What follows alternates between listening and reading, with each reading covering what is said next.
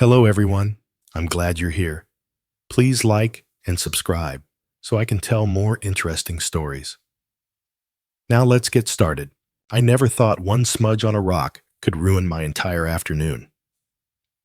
Or depending on how you look at it, absolutely make it. There I was, minding my own business, walking through this damp, echoey cave in northern Spain.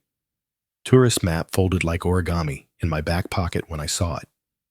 A red handprint, faded fragile, but very much there, and very much human. Not just any human, though. This was someone who lived, breathed, and probably stubbed their toe 40,000 years ago. It stopped me dead. I mean, how do you even process that? Someone stood right here, lifted their hand to this exact spot, blew pigment around their fingers, and left behind what is probably the world's oldest, "Hey guys, it's me." I raised my palm, lined it up with theirs. Same size, same number of fingers. Well, thank goodness for that. For a split second, it felt like I'd shaken hands with a ghost.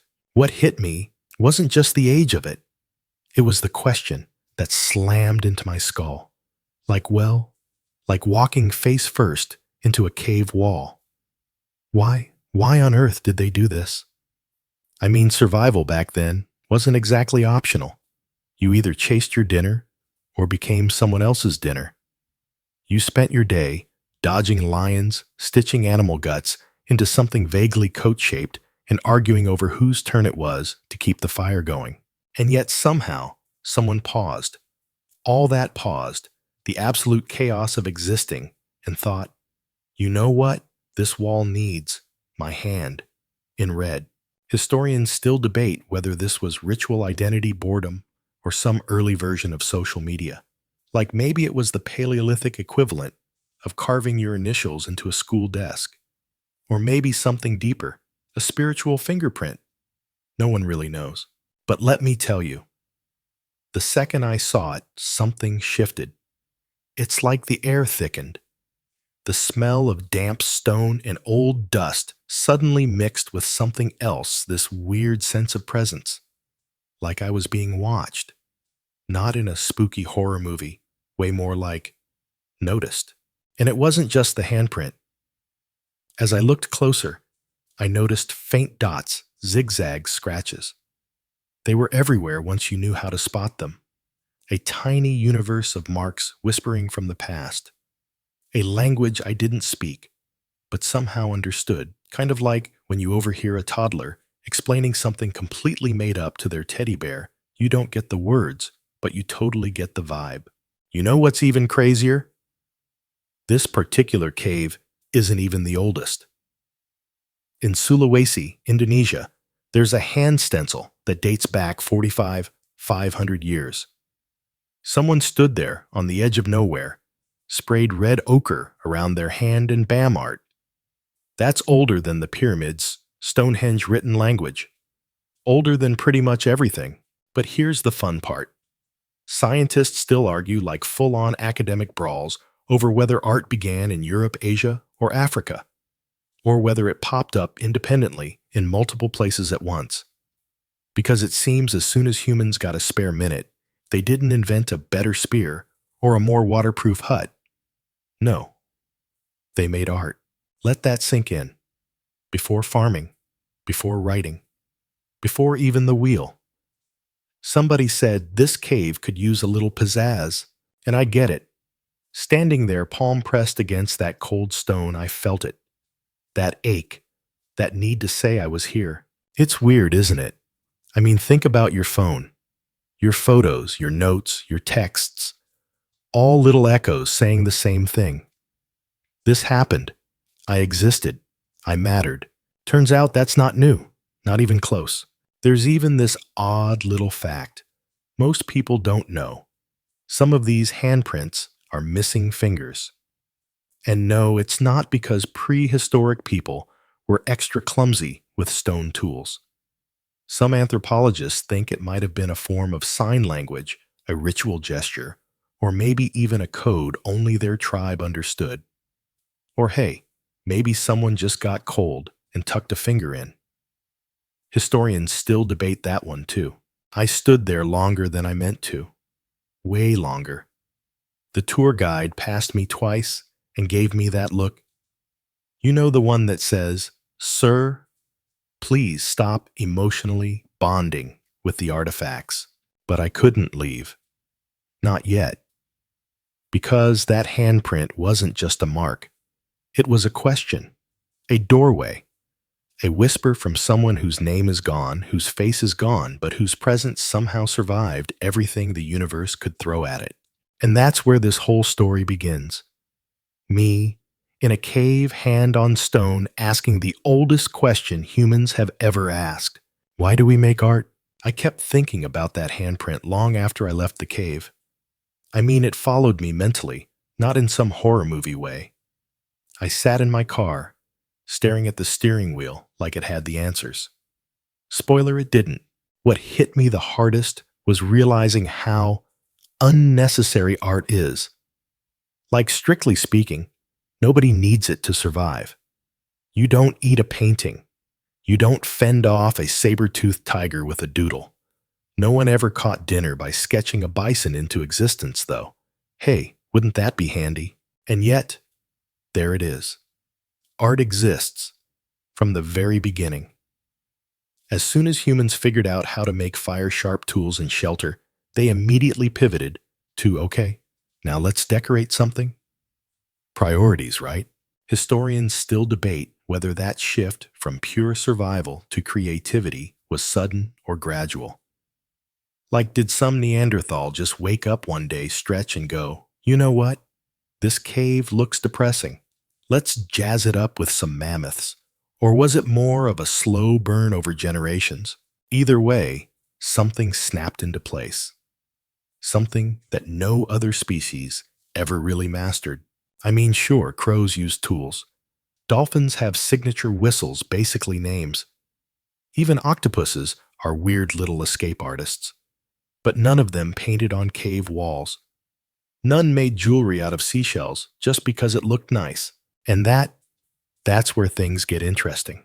Somewhere between run for your life and what's for dinner, humans started making meaning. Marks, symbols, stories. It was like survival wasn't enough anymore. We needed something more. Something beautiful. Something that said, we're not just animals, we're more. Walking through the museum later, staring at these ancient artifacts, little carved figurines, bits of painted bone necklaces made of snail shells, I realized something kind of hilarious. Half the stuff on display had absolutely zero practical purpose. None. Zilch. There's this piece called The Venus of Whole Fells. It's a little sculpture of a woman about 6 centimeters tall, carved from mammoth ivory, dating back roughly 40,000 years. And when I say it's a woman, I mean, it's very much a woman. Curves for days, no legs, no face, just emphasis on the fertility bits. Apparently, humans invented abstract body positivity way before Instagram did. And the thing is, it didn't serve any survival function. You couldn't eat it. You couldn't throw it at a predator. It was made purely to mean something, to represent something. Maybe fertility, maybe beauty, maybe something we'll never figure out. Historians still debate whether these figurines were religious symbols, good luck charms, or prehistoric dating profiles. Swipe right for someone who knows how to carve mammoth ivory. But here's the kicker. That shift from just surviving to making things for meaning isn't just a cute side hobby. It's probably the moment we became us. Fully, wildly, gloriously human. Because making art isn't just about the object. It's about imagining something that doesn't exist and then bringing it into the world. No other species does that, not like we do. And let's be honest, we've been doing it ever since. Graffiti, TikTok dances, knitting a sweater with cats on it, painting your nails black even though your mom disapproves. It's all the same impulse, a refusal to be invisible, a need to say, look, I made this, I exist. Even back then, you can picture it, can't you? Some young hunter supposed to be out practicing with his spear. Instead, crouched by the cave wall, scratching lines into the stone while his mom yelled, "For the love of mammoth stew, could you please do something useful?" But that scratch, that line, that little act of defiance against the void, it mattered. It stuck around, way longer than the stew. There's even this oddly fun fact about red ochre, the pigment they used. Archaeologists have found red ochre dust in campsites dating back 100,000 years. Yeah, 100,000? Which means people were collecting and grinding red rocks into powder for something. Body paint, symbols, decoration, or maybe just because it looked cool. Historians, of course, still argue whether that was the beginning of art or just humans getting really into colored dirt. I sat with that for a while. That realization that art isn't a luxury, it's a need, deep, ancient, wired into the core of what we are. Because somewhere back there, tens of thousands of years ago, someone looked around at the brutal, dangerous, freezing world and thought, yeah, but what if it was beautiful and honestly same? It's funny how something as simple as fire could change. Well, everything. I mean, sure, fire keeps you warm, cooks your food, keeps giant toothy predators from making you their midnight snack. But that's just the boring survival stuff. The real magic of fire? It's what happens when the day's chaos dies down. Everyone's bellies are full. And suddenly, there's this warm little circle of safety in the middle of a pitch-black, terrifying world. That's where it started. Sitting around the fire, the flicker of flames on cave walls, shadows dancing, faces glowing, and someone, maybe the group's best hunter, or maybe the one who is terrible at hunting, but excellent at talking, leans forward and says, "You won't believe what I saw today." Boom, the first story. Historians still debate whether storytelling came before or after visual art. Did humans paint first, or did they talk first? Personally, I like to imagine some guy telling a wildly exaggerated story about fighting a bear while his buddy rolls his eyes and quietly sketches a much less impressive version on the cave wall. But either way, fire changed the game. It created space for imagination, for memory, for meaning. There's actually this really odd little fact. I love scientists have found that firelight triggers different brain patterns than daylight. It boosts memory, empathy, and focus. Basically, our brains are wired to become more creative, more reflective, and way more chatty when we're sitting around a fire. It's like prehistoric Netflix. And that fire wasn't just for warmth or stories. It was also the perfect place to mix pigments.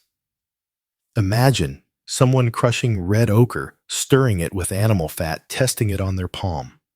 The first palette, the first workshop, the first art studio powered by mammoth fat and firelight.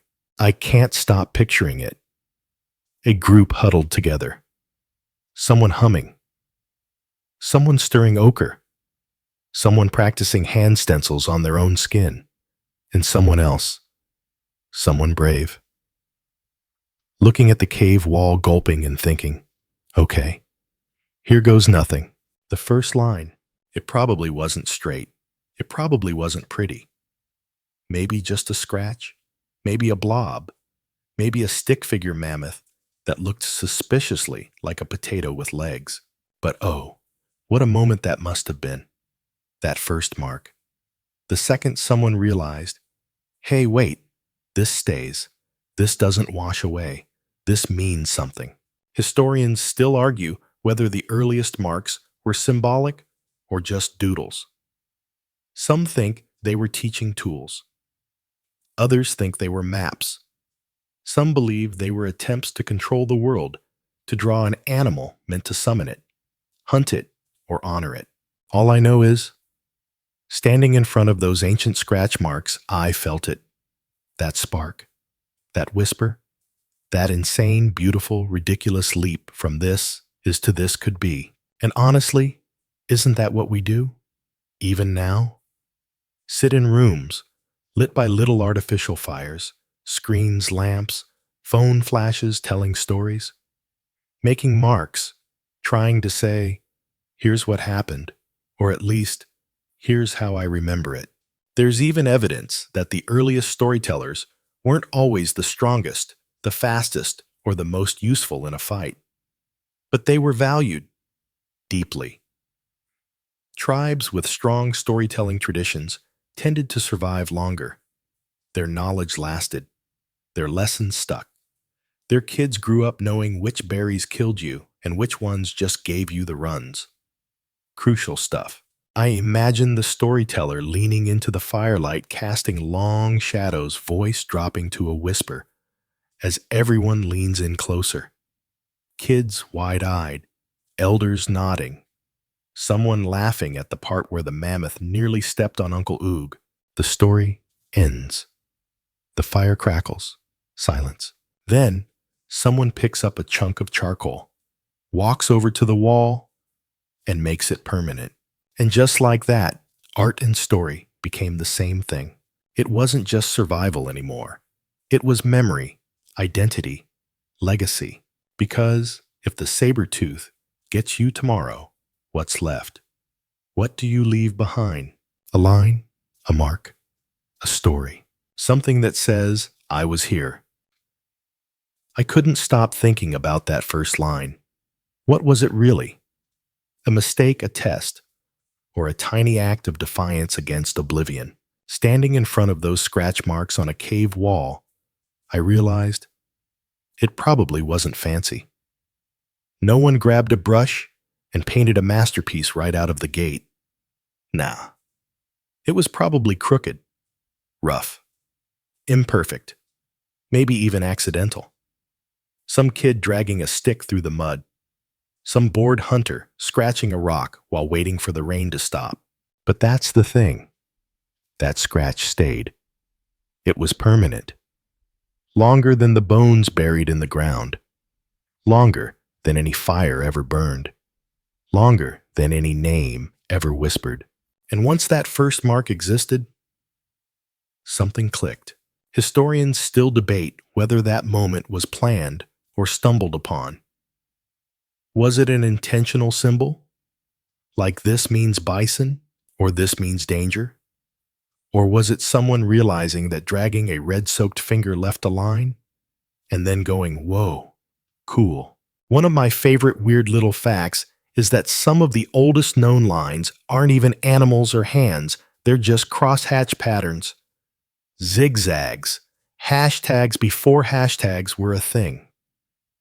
Archaeologists found one on a piece of ochre in Blombos Cave in South Africa, dated to about 75,000 years ago. Just a few carved lines. No one knows exactly what it meant. Maybe something, maybe nothing. But someone made it, and someone else noticed. And that's the key difference, isn't it? Making a mark isn't art until someone else looks at it and goes, oh, I see you. I mean, it's not that different from today. Ever post something on Instagram that gets 0 likes, instant existential crisis? Same thing. It's the need to be seen, to be understood, even if it's just a doodle. Walking deeper into the cave, I noticed the art got bolder. The lines weren't just lines anymore. Suddenly, there were animals. Enormous bison, powerful aurochs, wild horses, even lions and rhinos. Some of them painted with such grace and skill that it honestly made me feel bad about every bad stick figure I've ever drawn. You could almost hear them breathing, the curves of their backs, the way their hooves seemed to move mid-stride, all captured in red ochre, black charcoal, yellow clay. And the placement wasn't random either. No, these prehistoric artists were strategic. They used the bumps and cracks in the cave walls to create 3D illusions. A curve in the rock became the hump of a bison. A shadow line became the leg of a horse. It wasn't just a flat canvas. It was interactive. A prehistoric IMAX experience. And yet, no humans. Not really. Sure, the occasional stick figure, but mostly animals. Historians still argue about this. Why animals? Why not themselves? Why not family scenes or daily life or, I don't know, prehistoric brunch? One theory is that these animals were spiritual, totemic. Maybe they represented the soul of the herd, the spirit of the hunt. Or maybe it was a magical attempt to control the outcome. You paint the bison, you catch the bison. Simple Paleolithic math. Or, and I love this theory, it was just admiration. Pure, unfiltered awe. Look at this massive, dangerous, beautiful thing that feeds us clothes, keeps us alive. Let's honor it. Let's capture it. Let's make it immortal. There's even evidence that some of the animals were drawn layered on top of others, as if over generations people kept coming back to the same spot, updating it, adding, correcting, like a community mural that lasted thousands of years. And here's the wild part. Sometimes, these caves weren't even easy to get to. You'd have to crawl, squeeze through tight tunnels, descend into absolute darkness, armed with nothing but a flickering animal fat lamp, risking getting lost, risking injury, all just to draw on a wall no sunlight would ever touch. Why? Because it mattered. It mattered more than comfort, more than safety, more than practicality. Standing there breathing in the damp, mineral-heavy air, I could almost hear it. The whisper of hands against stone, the scratch of a flint, carving a line, the soft puff of someone blowing ochre around their palm. I pressed my own hand to the wall again, lined it up with one of the stenciled ones. Same size, same shape, different world, same need. I was here. I mattered. Remember me. And thousands of years later, I did. I stood there, staring at those bison horses and mammoths, completely mesmerized. But one question wouldn't let go of me. Why? Animals. Why so many animals? I mean, it's not like they didn't have anything else to draw. There were people around. There were families, kids, arguments, and probably some guy who always ruined dinner. But nope. They didn't draw themselves hunting. They didn't sketch cozy cave interiors. They painted herds of bison galloping horses and snorting mammoths. Historians still debate this endlessly.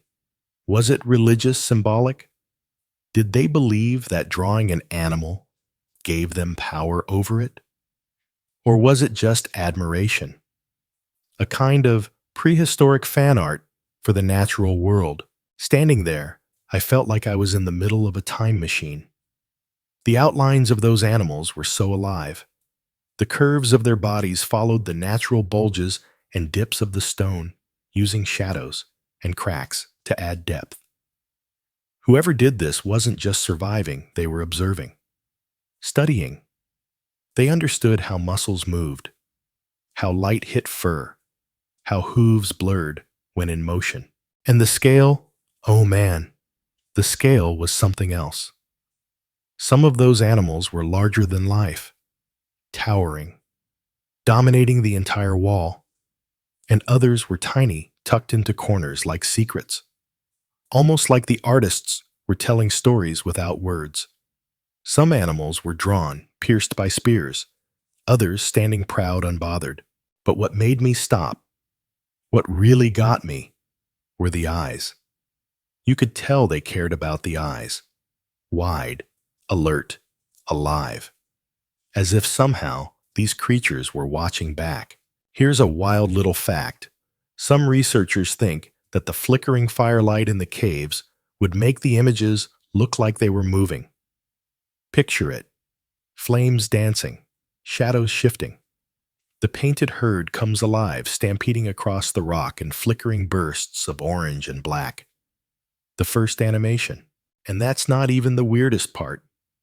In some caves, there are animals drawn with more legs than they actually have, as if the artist was trying to depict motion. Like a flipbook. Long before Pixar, some Paleolithic genius figured out frame blending. Historians still argue whether these were teaching tools, spiritual ceremonies, or just someone showing off. Personally, I like the idea that there was always that one guy in the tribe who was like, "Hey, watch me draw a mammoth better than Og. Check this out." But despite all the majestic animals, there was something else. Something quieter, but just as powerful. The handprints, dozens of them, pressed against the stone, some stenciled with red ochre, others with black charcoal, fingers spread wide like someone mid-scream or mid-celebration. Some were clustered together, others stood alone, and some had fingers missing. Yeah, missing. And no, it's not because a saber-tooth had a little snack. Some anthropologists think those missing fingers were symbolic. A coded message, maybe a ritual gesture, maybe a form of prehistoric sign language, or maybe they just bent their fingers while spraying the pigment. Historians, as always, still debate it. But standing there, hand over handprint, I felt something electric, something heavy, something weirdly familiar. Because isn't that exactly what we still do? Carve our names into tree trunks, write initials on bathroom stalls, take selfies, post, tag, comment. It's the same message whispered across 40,000 years I was here. Don't forget me. And there's something so deeply human about that. The refusal to be erased. The desperate, beautiful need to say I mattered. Even now, archaeologists argue about who made these handprints. For years, everyone assumed it was the men, the hunters, the leaders. But recent studies measuring finger lengths suggest that many of these prints were made by women and even children. It wasn't just the strong. It wasn't just the hunters. It was everyone. The whole community, hands on the wall, claiming their place in the world. The more I looked, the more I noticed little things. Finger smudges. Drips where the pigment ran too thin. A palm print, slightly off-center, like someone sneezed mid-stencil and thought, good enough. It was raw, honest, perfectly imperfect. And in that moment, surrounded by the echoes of hands long gone, I realized something. Art wasn't just about recording the world. It wasn't just about magic or hunting or showing off. It was about presence, a declaration, a heartbeat in stone. I lived, I loved, I was afraid, I was hopeful, and I left this here so you would know. As I traced my fingers over those ghostly handprints, carefully. Don't worry, museum folks. I couldn't help but wonder, when did art leave the cave?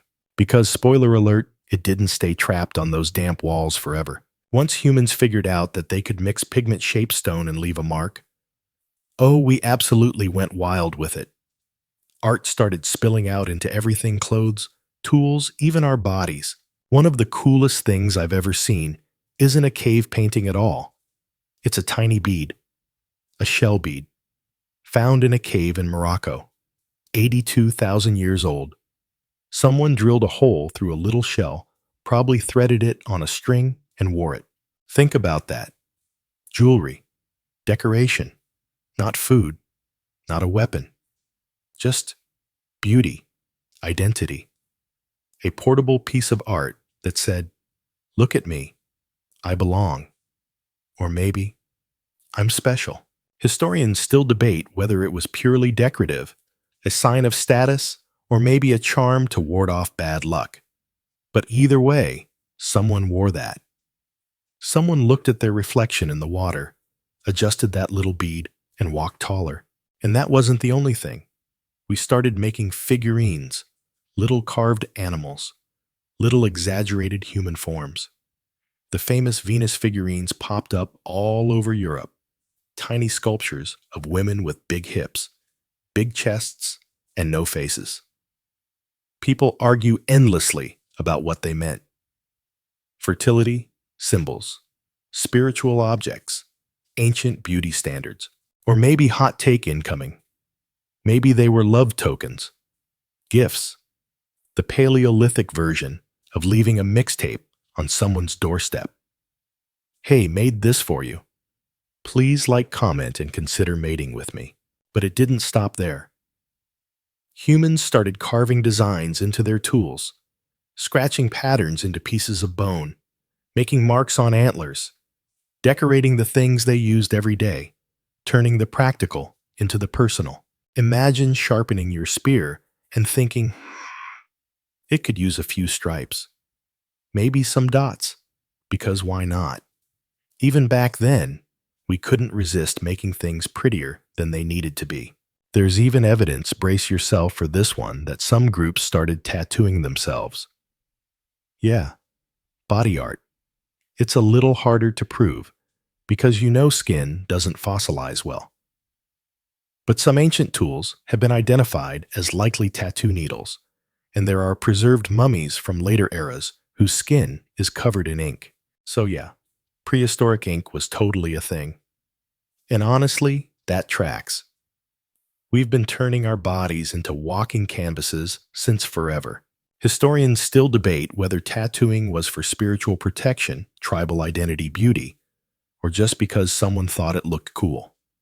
Honestly, probably all of the above. And somewhere along the line, art became more than just something you looked at. It became something you carried, something you wore, something you offered. A bridge between people. I picture it, someone sitting by the fire, threading beads, carving a little animal, passing it to someone else. A wordless message: I made this for you. And then there's music.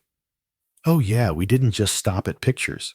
The oldest known musical instrument, a flute, made from a vulture bone, found in a cave in Germany, roughly 40,000 years old. Somebody hollowed it out, drilled little finger holes, and probably sat there blowing into it, driving everyone else nuts until they finally figured out how to play something vaguely tuneful. And that's hilarious to me. Somewhere back there, someone got tired of how quiet the cave was and decided this place could use a vibe. That's the thing about humans. Once we figured out how to make beauty, we never stopped. We wrapped ourselves in it, wore it on our skin, hung it around our necks, sang it into the night sky. Because beauty wasn't just extra, it was essential. It was how we said, this is who I am. This is where I belong. This is how I love. This is how I hope. And the wildest part, we still do it. Every necklace, every tattoo, every song hummed under your breath, every doodle on a napkin. It's not just art. It's the oldest language in the world. It was somewhere around the point when I imagined a vulture bone flute jam session that another question popped into my head. Did making all this change us? Like actually change our brains? I mean, think about it. The moment we started turning the world into symbols, whether it was a bison on a wall, a shell around our neck, or a melody echoing through a cave, that's not just creativity. That's mental gymnastics. That's abstraction. That's the birth of imagination itself. And here's the kicker. Scientists genuinely believe that art didn't just reflect our brains getting smarter. Art made our brains smarter.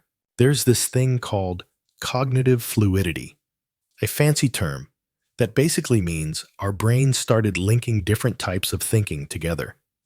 Before, we were problem solvers, practical thinkers. How to crack a bone, how to light a fire, how to avoid being eaten. Basic stuff. But when art entered the picture, something wild happened. We started connecting that survival thinking with social thinking, with emotional thinking, with abstract thinking. Suddenly, it wasn't just about, how do I survive? It was also, what does this mean? How do others see me? How do I remember this moment? And boom, that's language. That's religion. That's culture. That's memes. TikTok dances, bad tattoos, and regrettable haircut choices. Historians still debate whether art caused this cognitive explosion or was just a symptom of it.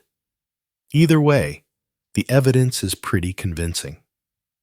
Wherever you find early art, you also find sudden leaps in technology, social cooperation, and innovation. It's like the moment someone drew a mammoth on a wall. The tribe also figured out how to make better spears, sew tighter clothing, or build stronger shelters. It's almost as if art told our brains, hey, imagine something that doesn't exist yet. Now go make it real. There's even some hilariously weird evidence that this wiring runs super deep. Like babies will instinctively recognize faces in random patterns. Clouds, ceiling stains, burnt toast. Your brain is hardwired to see symbols even when they aren't there. Thanks, ancestors. Now, I'll never unsee that potato that looks like Abraham Lincoln. But it wasn't just about seeing shapes. It was about telling stories, creating identity, making meaning. And once that switch flipped, humans went absolutely bananas with it. Take, for example, the idea of ritual. Once people started creating symbols, they also started creating rituals. Not just, let's hunt the mammoth, but let's do a special dance with special markings before we hunt the mammoth, because it feels like that matters. Was it magic? Was it psychology? Was it just a way to feel in control of a chaotic world? Probably yes, to all of the above. And the more we did it, the more we painted, danced, sang, carved, decorated, the more our brains leaned into it. Neuroplasticity kicked in. We became better at imagining, at predicting, at empathizing. Because art isn't just decoration. It's simulation. It lets you rehearse life without the consequences. You can draw the hunt before you do it. You can tell a story about danger before anyone has to experience it. You can imagine what it's like to be someone else. And honestly, isn't that still what we do? Watch a movie, play a video game, scroll through a photo feed. All little mental rehearsals for the real world, or sometimes escapes from it. Here's a really odd little fact that always makes me laugh. In one cave in France, someone painted a bison, and then thousands of years later, someone else came in, saw that bison, and scratched a line straight through it. No one knows why. Was it vandalism? A prehistoric art critic? Or someone just super bored, waiting for their turn to paint? Historians, unsurprisingly, still debate it. But either way, it proves a point. Even back then, art wasn't static. It wasn't untouchable. It was alive, interactive, a conversation across time. And standing there, staring at those marks, I realized something kind of wild. Art didn't just change the walls. It changed us. It rewired our brains. It built new pathways.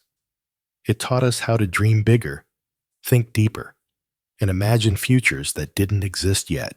And once that door opened, oh, there was no closing it. It was somewhere around the moment when I started imagining prehistoric art critics that another thought smacked me right between the eyes. At some point, art stopped being just about survival or ritual and started becoming identity. You could see it happening even in the oldest artifacts. Those shell necklaces. They weren't just decorations, they told people who you were, what tribe you belonged to, what rank you held, maybe even whether you were single and ready to mingle.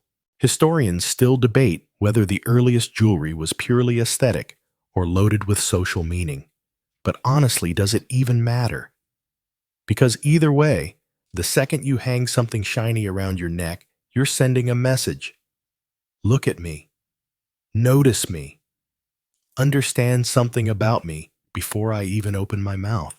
Sound familiar? Yeah, that's literally every social media profile ever. And it didn't stop with beads. Soon, art was baked into everything: clothing, tools, weapons. Not just to be pretty, but to say something. Maybe it was, I'm part of this family, or I belong to this group, or maybe I survived the last hunt, and yes, I do look fabulous. Imagine a hunter stepping out with a spear carved with intricate designs, a necklace of shells, and maybe some charcoal smeared across his face. Not just ready to hunt, but ready to make a statement. Half runway, half survival. The first fashion show meets the first UFC fight. There's this beautiful irony in how humans started decorating everything that helped them survive. Spears, clothing, shelters all turned into canvases, as if survival alone wasn't enough. As if we were saying, if I have to be here dodging mammoths and freezing to death, I'm going to look good doing it. And then it got even bigger. Art didn't just say who you were. It started saying who we were. The tribe, the community, the collective. Symbols appeared. Marks that only meant something if you knew the code. A zigzag scratched into a stone. A spiral carved into a bone. If you belonged, you understood. If you didn't, it was just a pretty shape. Sound familiar again? Yeah. It's basically the ancestor of brand logos, sports jerseys, flag tattoos, secret handshakes. Historians still argue over how early symbolic communication started blending with language. Was it pictures first, then words, or were they always tangled together, a kind of prehistoric emoji speak no one agrees? Because let's be real, even today, half of our texts are just strings of emojis, desperately trying to replace actual words. But what really blew my mind was realizing how quickly art became performance. It wasn't just drawings on walls anymore. It was music, dance, body paint, storytelling, ritual, a full sensory experience. Imagine the scene. The tribe gathers, the fire crackles, shadows flicker against the cave walls. Someone drums on a hollow log. Others dance, bodies painted in red and black. Someone sings, or maybe howls, telling the story of the last hunt, the spirits of the land, the hopes for tomorrow. It wasn't just communication. It was communion, connection, identity made visible, audible, undeniable. Even today, you can trace that line straight from the cave floor to Coachella, or a protest march, or a wedding, or a graduation ceremony. Clothes symbols, chants, songs, movements, all of it rooted in the same need to say, this is who I am. This is who we are. This matters. Here's a bizarre little fact that always makes me grin. Some of the earliest musical instruments were painted or carved themselves. Not just tools for sound, but objects of beauty. Someone took the time to decorate a bone flute with lines, dots, and shapes no one else would see unless they looked closely. Why? Because even the unseen deserved to be beautiful. Even the tools of joy, or grief, or hope were worth the effort. And honestly, that's the heart of it, isn't it? Art became the way we made the invisible visible, the intangible real. Love, grief, pride, fear. All turned into marks on stone, melodies in the air, rhythms on the ground. It wasn't extra. It wasn't optional. It was how we became human. And once I saw that, well, let's just say I'd never look at a cave wall or an Instagram feed the same way again. Standing there still, surrounded by shadows of mammoths and echoes of handprints, another thought rolled in heavier, stickier than all the others. If art shaped who we were, did it also shape who we became? Because here's the thing. Once humans figured out how to make meaning, how to tell stories, share symbols, and decorate existence itself, there was no going back. Art wasn't just a side quest anymore. It became the blueprint for everything. Think about it. The moment someone scratched a zigzag on a bone or painted a horse galloping across a cave wall, they weren't just recording reality. They were inventing something new. They were inventing beliefs, dreams, futures that hadn't happened yet. Historians still debate whether early art was primarily spiritual, practical, or social. But honestly, it's probably all three squished together like prehistoric trail mix. And this is where things get really spicy. Because somewhere along the line, art went from just look a bison to look this bison means something bigger. Symbols turned into myths. Marks became language. Patterns became prophecy. And suddenly, we weren't just surviving day to day. We were imagining who we could be. And that, my friends, is when humanity really went off the rails in the best possible way. The first gods were probably born in the firelight of those painted caves. The first legends. The first whispered stories of where we came from. What the stars meant. Why the seasons changed and how the world worked or didn't. A horse wasn't just a horse anymore. Maybe it was the spirit of the plains. A mammoth wasn't just dinner, it was an ancestor, or a guardian, or a warning. Even the handprints, those were more than just I was here. They became symbols of the tribe, of belonging, maybe even of protection. A way to say, our hands are on this. This is ours. We claim it. We remember. There's even this weird little fact. Some handprints are in places so hard to reach that archaeologists are still baffled about how anyone even got there. Crammed into tiny ceiling cracks, tucked high on ledges. You'd have to practically dangle upside down to make them. Why? Because sometimes the mark mattered more than the comfort, more than the effort. It was a statement, even here I exist. Even in the hardest places, I leave a trace. And the truth is, we still do that. We still climb mountains to plant flags. We still carve names into tree trunks. We still tattoo symbols onto skin, stretched over ribs, knuckles, hearts. Because the story isn't just about survival. It's about significance. It's about refusing to be invisible. And once art became identity, it became power. Suddenly, art wasn't just what you made, it was what made you. Look at me. Look at my beads. Look at my tattoos. Look at my painted spear. You know who I am. You know where I belong. You know what I believe. And if you don't, well, that's kind of the point. It became a boundary, a mirror, a flag, a fist, a prayer, a song. It's wild to think about it. That sitting in a cave with ochre-stained fingers and charcoal under their nails, our ancestors weren't just making pretty pictures. They were building the foundation for everything that came after.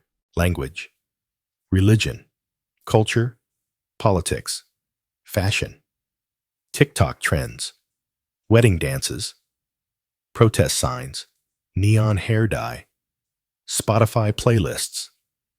All of it, every little thing we do to say, this is me, this is us, this matters. It all started with a line on a wall, a whisper into the stone, a simple, impossible, breathtaking act of defiance against time. I was here. I stood there for a long time, longer than I probably should have. Long after the rest of the tour group had wandered off their footsteps, fading into echoes deeper in the cave. Because this wasn't just old paint on rock.